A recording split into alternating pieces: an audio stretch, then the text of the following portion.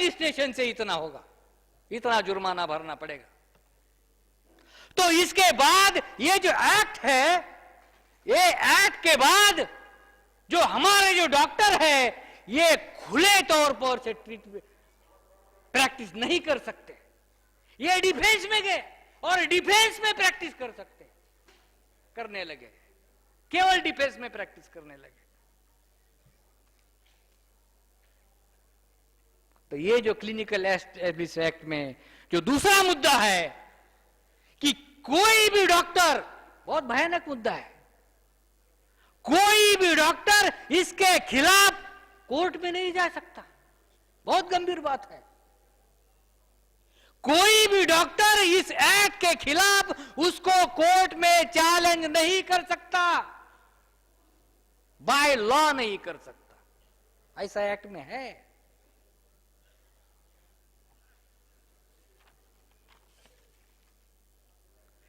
दूसरा एक्ट जो है क्लिनिकल एस्टेब्लिशमेंट एक्ट के माध्यम से समाज में जो एक्ट के परिणाम हो रहे हैं वो बहुत ही भयानक है। समाज में क्या परिणाम हो रहे हैं मैं आपको बोलता हूं।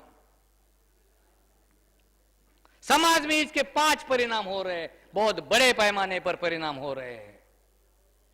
मैं पहले बोला ये एक्ट केवल डॉक्टरों के खिलाफ नहीं है, ये समाज के खिलाफ है। पहला जो परिणाम है, health care which is already expensive would become more expensive. क्या पहला परिणाम होगा? Health care which is already expensive which will become more expensive. दूसरा जो परिणाम है, health care would become inaccessible to the most of the Indian poor unless they live in a state which has good public health care। ये जो पहला और दूसरा परिणाम समाज के ऊपर हो रहा है, ये क्यों हो रहा है? क्योंकि ये जो हेल्थ सिस्टम है, ये हेल्थ सिस्टम कैपिटलिस्ट को हैंड ओवर हो रही है।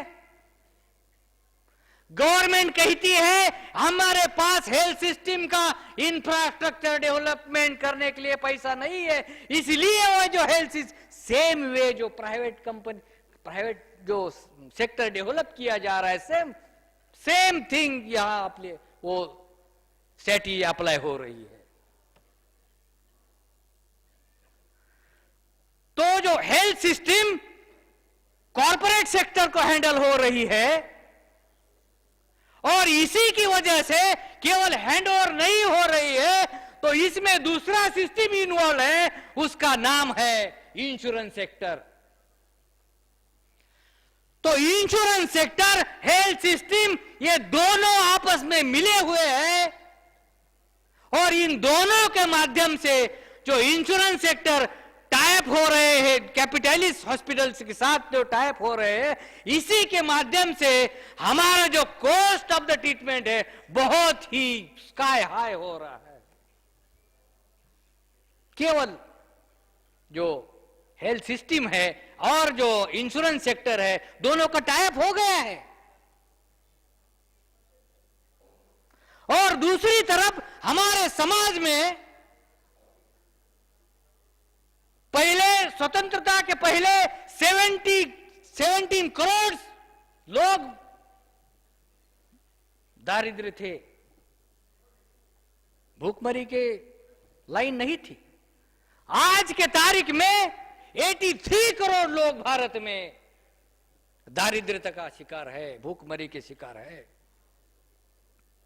तो अगर ये गवर्नमेंट की हेल्थ सिस्टम कैपिटलिस्ट के लिए, कैपिटलिस्ट को हैंड ओवर हो रही है, तो हमारे जो 83 करोड़ सब जो लोग हैं, schedule caste, schedule tribe, other backward class, minorities के लोग हैं, ये जो लोग हैं 83 करोड़, ये कैपिटलिस्ट के हॉस्पिटल से वंचित हो रहे हैं। They will be thrown out of the health system. इनके पास पैसा ही नहीं होगा हॉस्पिटल का ट्रीटमेंट लेने के लिए। ये परिणाम होगा। और दूसरी तरफ हमारे जो हॉस्पिटल है, हमारे जो हॉस्पिटल क्लिनिक है, डिस्पेंसरी है, स्मॉल हॉस्पिटल है, और इसमें इनका भी नंबर है जो मिशनरी हॉस्पिटल्स है। ये जो मिशनरी हॉस्पिटल्स है, हेल्थ डिस्पेंसरीज है, क्लिनिक्स है, स्मॉल हॉस्पिटल्स है, ये हॉस्पिटल जो है, ये हॉस्पिटल, ये क्लिनिकल एस्टेब्लिशमेंट एक्ट के परिणाम के जो होंगे, ये हमको बंद करने होंगे। ऐसा एक्ट का परिणाम है, बहुत भयानक परिणाम है। और जो हमारे जो लोग हैं, 83 करोड़ सब लोग हैं, इनको हेल्थ सिस्टम डिनाय हो जाएगी, टोटल डिनाय हो जाएगी। और जब हेल्थ सिस्टम डिनाय हो जाएगी, तब इनका क्या होगा? अगर हेल्थ सिस्टम डिनाय हो जाएगी तो बीमारियां बढ़ जाएगी, साधी साधी कॉमन बीमारियां ही बढ़ जाएगी। और जब बीमारी बढ़ जाएगी तो जो पब्लिक हेल्थ है, whole public will become ill, he will become more ill and death. तो इसका जो परिणाम होगा समाज पे, ये समाज को मारने का कार्यक्रम है। अगर एजुकेशन एंड हेल्थ अगर डिनाई किया तो लोग मर जाएंगे, भविष्य में लोग मर जाएंगे, उनके पास कोई विकल्प नहीं होगा।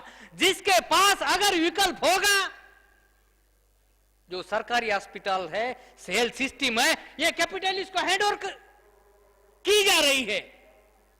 अगर ये विकल्प नष्ट किया है, ये खत्म किया है, जो गवर्नमेंट का हेल्थ सिस्टम है वो खत्म किया है, और कैपिटलिस्ट को कह दिया है कि हेल्थ सिस्टम का जो है वो आपकी जवाबदारी है। सरकार कहती है पब्लिक हेल्थ की जवाबदारी हमारी नहीं है, ये किसकी है? कैपिटलिस्ट की है। और कैपिटलिस्ट हेल्थ सिस्टम के माध्यम से, क्लिनिकल एस्टेब्लिशमेंट एक्ट के माध्यम से धंधा करने वाले हैं, बहुत मुनाफा कमाने वाले हैं। तो ऐसा ये एक्ट का परिणाम होते जा रहा है।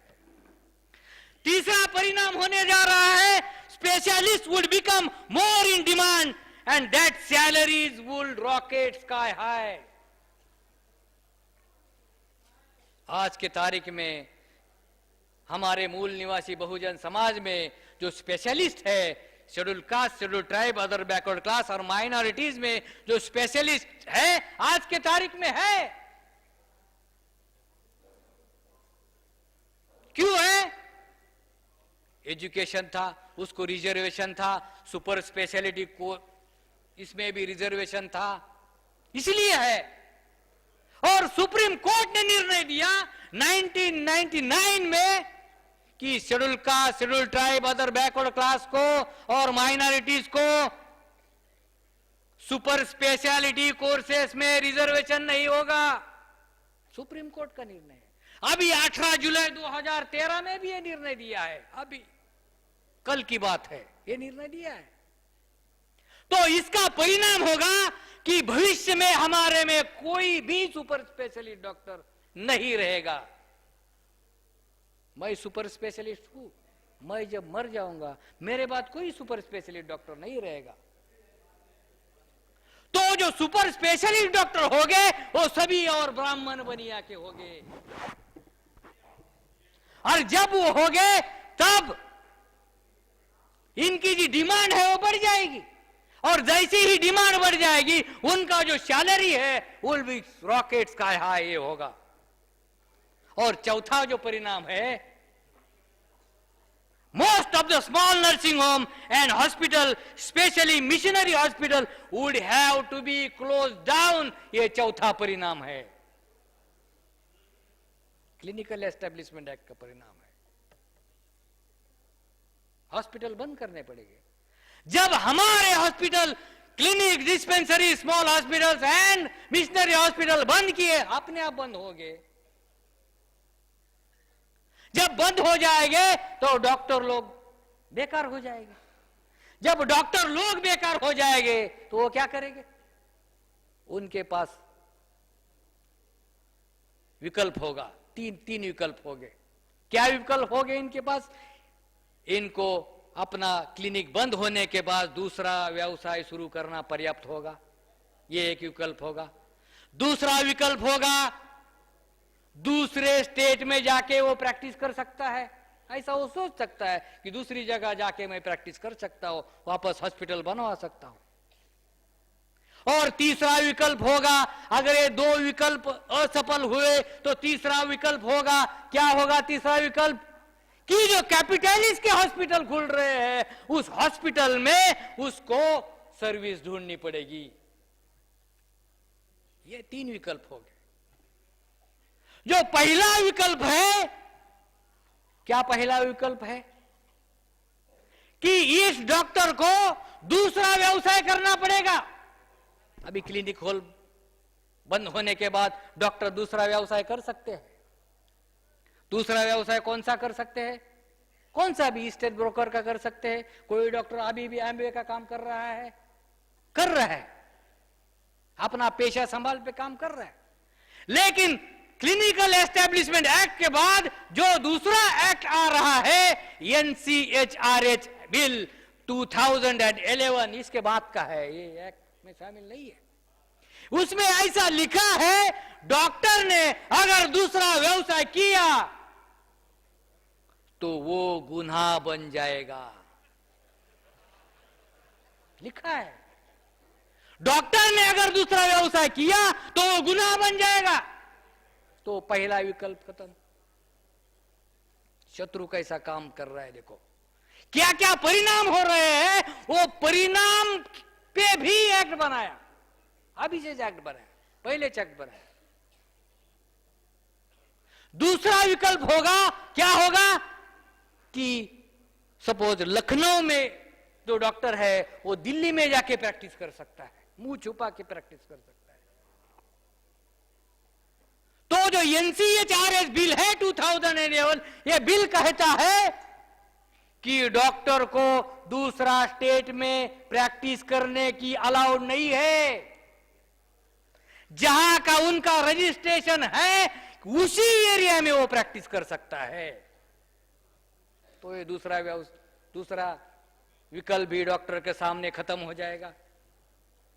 और दूसरा जो विकल्प है, तीसरा, एक ही विकल्प बचा है, जो कैपिटलिस्ट के हॉस्पिटल है, उस कैपिटलिस्ट के हॉस्पिटल में उसको नौकरी करने के सिवा दूसरा कोई भी विकल्प उसके सामने नहीं बचेगा।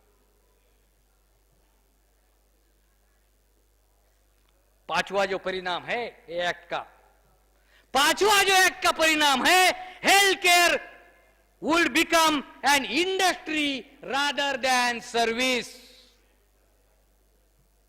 Health care will become an industry rather than service. और इसी के माध्यम से जो हेल्थ इंडस्ट्री में कन्वर्ट हो रहा है, हेल्थ सर्विस खत्म होती जा रही है, ये उसके परिणाम हो रहे हैं। और प्राइवेट इंडस्ट्री में सर्विस का आपको मालूम है, प्राइवेट इंडस्ट्री में जैसा कॉन्ट्रैक्ट बेसिस पे सर्विस रहता है, वैसा कैपिटलिस्ट हॉस्पिटल में भी डॉक्टर लोग कॉन्ट्रैक्ट बेसिस पे काम करने वाले हैं। यानी कि doctor will be not treated as a doctor, but doctor will be converted into the laborers. ये भयानक परिणाम होगा। तो ये जो 5 परिणाम क्लिनिकल एस्टेब्लिशमेंट एक्ट के समाज के ऊपर हो रहे हैं और डॉक्टर के ऊपर भी हो रहे हैं, जितना भयानक परिणाम हो रहा है। तो साथियों, इंडियन मेडिकल प्रोफेशनल एसोसिएशन का जो बामसेप के माध्यम से जो गठन हुआ है, ये केवल इस एक्ट के विरोध में लड़ने का कार्यक्रम नहीं है। ये जागृति का मुद्दा हो सकता है, केवल एक्ट के विरोध में लड़ने का कार्यक्रम नहीं है। ये एक्ट क्यों है? डॉक्टर को और समाज को खत्म करने का कार्यक्रम है। और खत्म करने का कार्यक्रम क्यों है? because Brahminical system will maintain their supremacy. To maintain their supremacy, और हमारी उनकी जो सुप्रीमसी कैसे मेंटेन होगी? हमारी गुलामी बरकरार रखने के बाद ही उनकी जो सुप्रीमसी मेंटेन हो सकती है, ये उनका सोच है।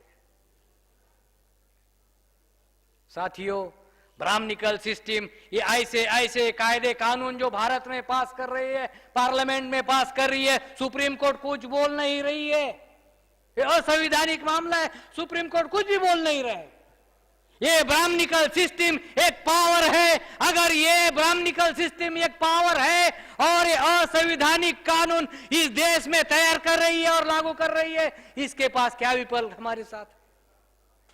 साथियों, power will lead to destroy power, power will destroy power. तो डॉक्टरों ने समाज में जाके बहुत बड़ा पावर निर्माण करना चाहिए। उस पावर के साथ हमारी जो गुलामी है, ये गुलामी से हम आजाद हो जाएंगे। और जब आजाद हो जाएंगे तो हमको एक ही काम करना है। हमको क्या करना है? केवल संविधान का जो आर्टिकल 47 है उसका एप्लीकेशन करना है, बाकी कुछ नहीं करना है। यही उसका विकल्प है। साथियों, इसके लिए Indian medical professional and BAMCEF के माध्यम से जो आंदोलन चल रहा है, इसको आप लोग साथ सहयोग देंगे। अपने अपने एरिया में जितने भी डॉक्टर हैं उनको ये बात बोलो, उनको कन्विंस करो और आंदोलन के साथ जोड़ो।